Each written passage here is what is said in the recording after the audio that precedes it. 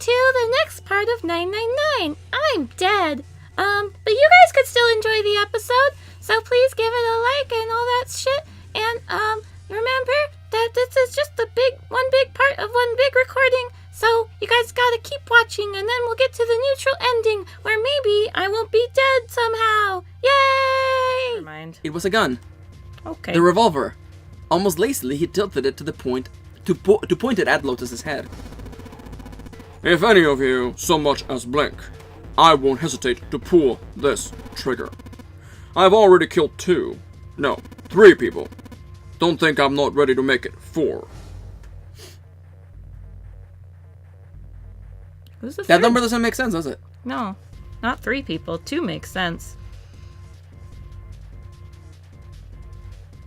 I'm not sure either, honestly. I forget this plot point. But it's a reason that we'll understand in time, I guess. Okay. Because the 2 would be Snake. a snake. Snake, quotation Snake. marks, and Clover. Who's 3 then? Is it real Snake? But we don't know what happened to real Snake. Yeah. And it's not Zero, because Zero tricked him, not... Yeah. I forget what this plot point is. Maybe I'm he's sure thinking about his time at the pharmaceutical company. Maybe. Mm-hmm. Thank you. 3 people? What do you mean? Very well. Let me take this opportunity to illuminate you. Oh, he's about to explain. Thank you. The person who killed the 9th man was me. Although I suppose to be more accurate, I encouraged him to get himself killed. While we were examining the main staircase, he came to me and told me his name. I recognized it at once, so I gave him a little push. Just a little white lie. It seems the settings for the dead were altered. Now it only requires a single person to deactivate the detonator in the bracelet. Investigate what's beyond door number 5. We'll meet again later. They must have known each other, because why would not, or why would... Okay, have a good one, guys. I'm going on ahead now. Well then. But why would he... Shit! Why isn't it stopping? God damn it! You lied! Open the door! Please! I'm begging you! Help me! Please, get me out of here! Get me out of here! Oh my god! Okay, there's no time left. Listen! I was lied to! He lied to me! He put me in here! It was him! He killed me! It was him! He really should have been more specific. He really should have been more specific, huh? As at least the old guy killed me, Yeah. or the guy with the number 1 on his bracelet killed me. Like, 9th man, come on, mate. I had 4 reasons for killing him. Number 1, as I said before, in the nunnery game, the number 9 bracelet is of utmost importance. If I had allowed him to keep such a useful tool, he, or it, would have become a threat to me. As such, I decided that he should be eliminated early on. Oh, them almost Rule done number with the 2, Swedish fish. reason number 2, I have hardly had any. I'll save you one. Aw, thank you. You're welcome. I wanted the number 9 bracelet. If I could manage to obtain it, I would be able to manipulate the game as I saw fit. I would be able to acquire the bracelet, I'd be able. unable to acquire it unless its owner was dead. Point number 3. Even setting aside his number, he would have nothing but trouble for me. He was aware of my past. He knew what happened here 9 years ago. I bet he's one of the other ones. It was important that I eliminate him before he was able to disseminate Disseminate. this information. Maybe he was one of 4. the other people on the list. Lastly, I wish to conduct a simple test. A test to see if this nunnery game was serious or a poor attempt at a joke. I needed to be quite sure. As such, I encouraged him to act against the rules so that I might observe the outcome. Junpei glared at him. I don't get your third move. What the hell happened 9 years ago? Didn't I say? The nunnery game was played. I played it out, and I conducted its execution. Why? What on earth was it supposed to do? I don't really think I have any obligation to tell you that. That's fair. Ace smirked. He was trying to provoke them, and it was working. Although Ace had paid very little attention to Lotus after catching her, the gun had never wavered from her temple. She looked quite pale, and when she spoke, her voice shook. Hey, What's with this gun? Where did he get this? Why don't you tell her, Santa? Santa ground his teeth and glared at Ace. On the other side of door 6. We found the gun in the Coffin in the cargo room. Right. Yep, we did. That bastard must have grabbed it while we weren't looking. Indeed I did. That was a pretty serious mistake, you know. Just saying you intended to leave it behind. Ace laughed, a short, derisive snort, and gave Junpei a sickeningly pity look. Well, there isn't much time left. I will be off then. Well, where are you going? Do I really need to explain? I had assumed it would be obvious. I have the number 9 bracelet, and now I have Lotus. That's Math. 9. Wasn't there a door with a 9 on it that looked like a church? That's where you're going, isn't it? And how do you know that? Santa told me while we were looking for Clover. I see. Well, you are correct. That is my destination. But now I must say, au revoir. To all of you. And please, don't forget my warning. Move and I will pull this fucking trigger. Son. I don't need her alive to open the door, you know. As he spoke, Ace began backing towards the door, practically dragging Lotus behind him. There's a new shot of the freaking... It is, yeah. It's the one facing out. Junpei, Santa, June, and Seven stood, frozen. Ace had the face of a man gone mad. They had no doubt he would pull the trigger. Ace had reached the exit. He forced Lotus to open it, then turned and addressed them once more. Goodbye. Then, he stepped through the door. Kitty, what the fuck did we do? Kitty, what the fuck did we do? Die. Kitty, what the fuck did we do? It fell shut. We're gonna die then. In the blink of an eye, they were gone. As soon as Ace and Lotus were gone, Junpei and the others leapt for the door, in pursuit of Ace. But as soon as Junpei laid his hand on the doorknob, there was a noise behind him. He looked over his shoulder. Oh, not... That's the same shot of June. But Santa's... Yeah. June was kneeling on the floor, breathing heavily. Hey! June, what the hell happened? Are you alright? Santa ran to June and wrapped his arm around her before she could collapse all the way. Jesus! This girl's burning up! Your fever's back! Are you okay? June's fever had returned, again for no apparent reason. Her eyes were watery and her eyelids drooped. Her breath came in dry, shallow gasps. I'm okay.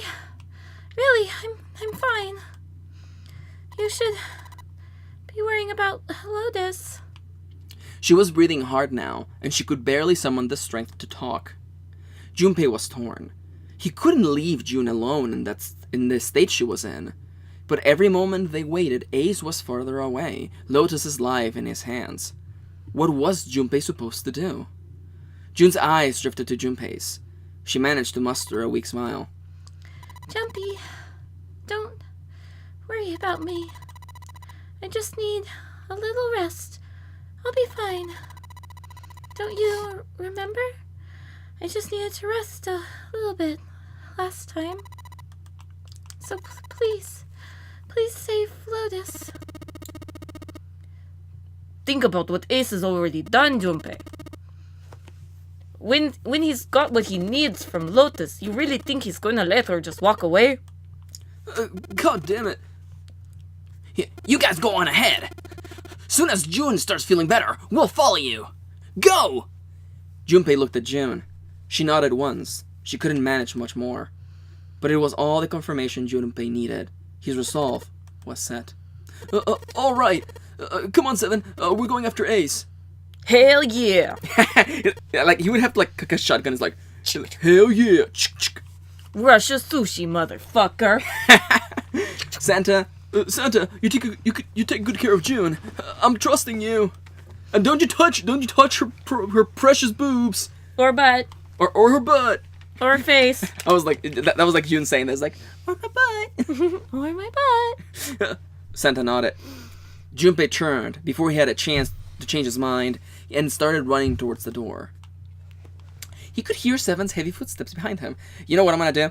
because this is going on way too long, we're probably going to have, like, post-recording us record, like, end slates to split this up, because this has actually gone really long. Yeah, we'll find a way. But future Max and Kitty will sort that out. Yeah. Let's go. Junpei and Seven exploded into the hallway. Exploded. Their feet pounding the metal floor as they ran. That's probably not a good use of the word exploded, because they can actually... Exploding it. Well, because they can actually explode because their belly's bombs. Oh, you're right, actually. Oh, dang. I thought you were staring at me like I had said something that was not true, and you were like, Kitty, that's nice. Oh, no. It took me a second to be like, Yeah. like, their tummies... Oh, yeah, that's right. Yeah, the bomb. Yeah. Their tum-tums. You're right. Do you know what their tum-tum is to explode? Yeah, to explode.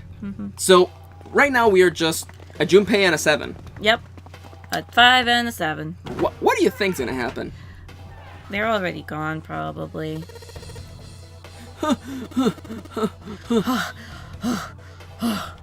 Junpei and 7 had finally arrived at the church, exhausted and out of breath.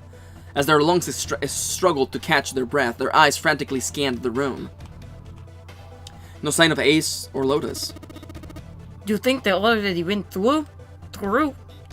He reached up to wipe a palm full of sweat from his brow. Maybe. Even as he spoke, Junpei was already on his way to the larger of the number 9 doors.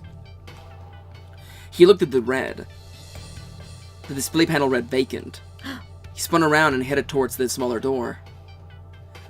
This red would tell him if Ace and Lotus had moved to another room. Engaged. Engaged. It's occupied. That means Ace and Lotus went through here. Yeah, it seems like it. Junpei and 7 stepped away from the door. They retreated to the center of the room and began to talk. What do we do now? Yeah, what should we do? Well, the big door is still vacant, but... The two of us can't do anything with it. Yeah. First of all, our digital route is not 9. Just then, as they were pondering what to do next, I knew it. there was a noise. A noise like someone hitting a thick wooden panel. Junpei looked up, surprised. 7 followed suit, his eyes jumping around the room, looking for the source of the sound. Ooh, new shot. It wasn't long before they found the altar. Or more precisely, what was on it. The big old coffin. The coffin. Yeah.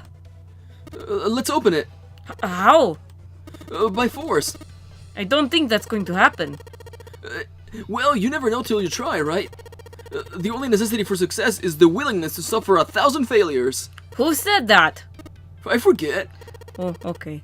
Anyway, we gotta try. Thanks, Junpei. Junpei and 7 leapt out at the coffin. Rah! They grabbed hold of what purchase they could find and pulled. Purchase. Yeah, that's a weird way of That's a saying weird. it. Oh God. Oh. Damn it. See, didn't I tell you? If you would just pull it open, why would it have something like that? This thing, you see? 7 pointed at a keypad on the side of the coffin. Right, so unless I put in the right passcode, it's not gonna open. We're trying in there. The noise hadn't stopped. In fact, as it continued, it had only gotten louder and more forceful. What were they supposed to do, Junpei wondered. Was there some sort of clue somewhere? Ooh, 3D. Yeah. They stood there for a few moments, staring at the coffin, and then 7 spoke. Hey, Junpei. I remember you mumbling some kind of weird numbers over by the bathroom in the first class cabin. You got those numbers by solving secret message Clover was hiding, right? Truth had gone or some such bullshit like that. That bullshit. What about it? Well, maybe that number is passcode for this thing, too. Come on, that's impossible. Those numbers were the code to unlock that safe. Yeah, but the person who set up that safe and this coffin are same person, right? Zero set up both of these. Yeah, probably. Well then, they might have set same passcode for both of them. That's ridiculous. Why don't you just try it? I mean, it's not like you'll make things any worse. Probably nothing going to explode or anything. It would be a waste of time. It would just be a waste of time. There's no way they're the same number. How do you know that? You never know until you try. The only necessity for success is willing to suffer 1,000 failures. Who said that? You. Who said that again? Ah! I love that. My favorite. Okay. The guy in the coffin's like, I do it that's every good time, writing. you fuckers! Maybe that's Morse code. Yeah. Fine. He knelt down in front of the keypad and looked at it. Perhaps because he had repeated them so many times before, the numbers came easily to Junpei's mind. 1, 4, 3, 8, 3, 4, 2, 1. 4, 2, 1.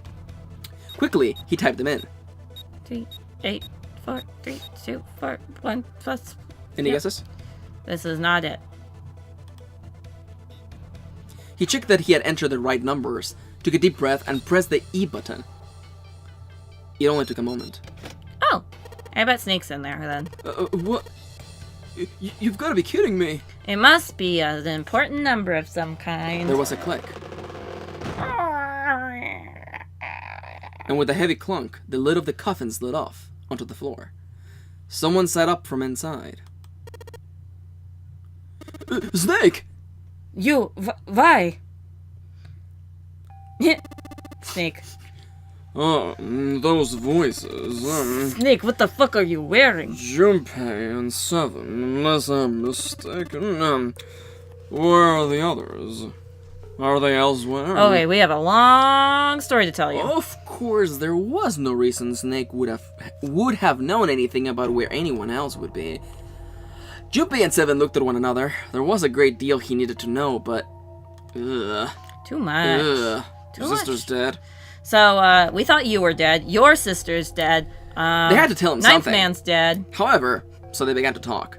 Snake explained to them how he came to the locked in the coffin. Apparently, he had been hit with some sort of knockout gas, and Junpei and 7 explained what had happened to the rest of them. There was one thing, however, that neither 7 nor Junpei could bring themselves to say. That Ace had killed Clover. Yeah. They feared that if Snake knew, he might well go insane. They had decided as much by a look to the moment. They had decided as much by a look.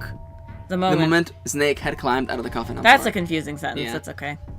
Snake, your robes have Yeah. upgraded. Yeah, dude. That looks like a really long penis. Yeah, this? No, this. Like, Yeah, there's the ki- balls and kinda. the penis. That's a really long penis. That's what I said. Snake's story explained frustratingly little. Zero's true identity was a mystery, as were his intentions. Well, other than... Why had Zero put Guy X in Snake's clothes? If Zero had left a note for them to say the nonary game had played 9 years ago, was there some connection? Junpei put the question to Snake. His answer was less illuminating. Well, what are you talking about? I apologize, but I have no idea what you're saying. It seemed as though Snake was perhaps not being entirely honest, but that knowledge did Junpei and 7 little good. No matter how many times they asked, he insisted that he knew nothing. It was becoming clear that Snake wouldn't give in, and every second they spent asking him was a second wasted. Their time limit was fast approaching. Snake's release from the coffin had changed nothing. They still needed to follow Ace as quickly as possible. However, That worm's engaged. they stood in silence, the overpowering atmosphere of the chapel almost stifling. Junpei, 7, and Snake simply stood, at a loss for what they should do next. What do we do now? He glanced over at Snake's wrist. Sure enough, he could see the 2 on the bracelet on Snake's wrist. The three of us can't make a digital root of 9. Yeah, we'll just get 5. We're stuck here, then. Oh. Hey, I just remembered something. 7 began patting his pockets, as if he were checking to see if any of them held anything. What? What is it? I found something earlier. What did you find? This.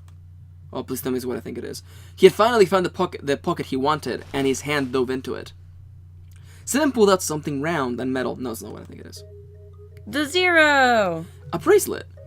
There was no mistaking the number glowing at them from the face. Glowing at them from the face like a cartoon eye. 0. Zero's bracelet. What the hell? I can't see. Yeah, You know where this is from. The captain's Yeah. Yeah. Are you saying that 7 has the number 0 bracelet? Yeah. Where did you get that? His next question was innocent enough, but if he learned the truth, if he had been able to see, he would have noticed 7 look away. Clover gave it to me, you know? She did. Yeah, totes. How did she come by it? Well, she found it, see? On other side of door 1, A deck, in Captain's quarters. She asked me to hold onto it because it was too big and bulky for her to be lugging around. It was a lie, and Junpei knew it. I haven't actually looked at it yet. Didn't want to disturb crime scene, you know. Basic stuff. Well, I did borrow one thing. Alright, Junpei. Be nice knowing ya. What? What? God damn it. Come on, man, I'm just kidding. Still, just in case, I want to make sure 0 bracelet gets picked up by Red. Snake, give me a hand, alright? Without waiting for a response, he started walking towards the door. Junpei and Snake followed him quietly. Before long, they found themselves in front of the larger of the 2 doors. 7 and Snake put their palms on the red. Yeah, they actually changed things. That's cute. Once they had done that, 7 put the number 0 bracelet on the scanner panel as well. Yeah. Because I didn't want to make another one. A third asterisk appeared on the screen. Yep, Mhm. that's maths. Now they just need to pull the lever and the door would open. Oh. Huh? Why isn't it opening? Well, the third asterisk lit up, so it must have registered 0 bracelet. Maybe it isn't actually a 0. Huh? What? That bracelet may not actually produce the number 0 when scanned. That is what I'm saying. Oh, okay. Why don't we try a few different combinations? Perhaps we can determine what number that bracelet actually contains. Junpei nodded. They decided to use the following combination. I think we have to... let's just real quickly. I'm sorry if this has been a That's really long okay. episode. No worries. We'll take a big break after this. And we will probably split this up. Yeah. Yeah, it's the only way, because if this is like 2-hour episode, no one's gonna watch it. Yeah. A Snake plus Junpei plus a mysterious bracelet. That's 7. 7. And If that combination worked, then the mysterious bracelet number was 2. So I try that. And However, beep beep beep beep. Error. the door didn't open. The mysterious bracelet wasn't 2. Junpei continued. Junpei and 7. I'm pretty sure it's the last option, but... Probably. And then we did the thing. If that worked, 3, then it would have been 6, and beep beep beep beep beep. beep. Oh! No, it was 3. Woo! Or 6. It was 6. It opened. Yes, so it would seem. 7 clearly hadn't thought their experiment would produce anything useful. Yeah, I can't And blame looked them. rather confused. Snake was, as usual, calm and smug. The door slid closed. Junpei's forehead furrowed as he thought. That meant the number for the mysterious bracelet was 6. Yep. But how could it be 6? The display on the bracelet clearly showed a 0. And we already have a 6. Suddenly, from somewhere far beneath them, they heard the creak and groan of tearing metal. With it came the sound of water pouring into parts of the ship that had, until recently, been dry. Oh man, that's not good. I guess our time's just about up, huh? At any rate, we now know that the door can't be opened. Let's go. But Snake, are you sure? Yeah, you do know that only Junpei and I can go through this way. You needn't worry. I have a solution to this problem. My last resort. But But if now is not the time for last resorts, then when? Last? Resort? Huh. Is he What do you think take he's off his gonna do? arm?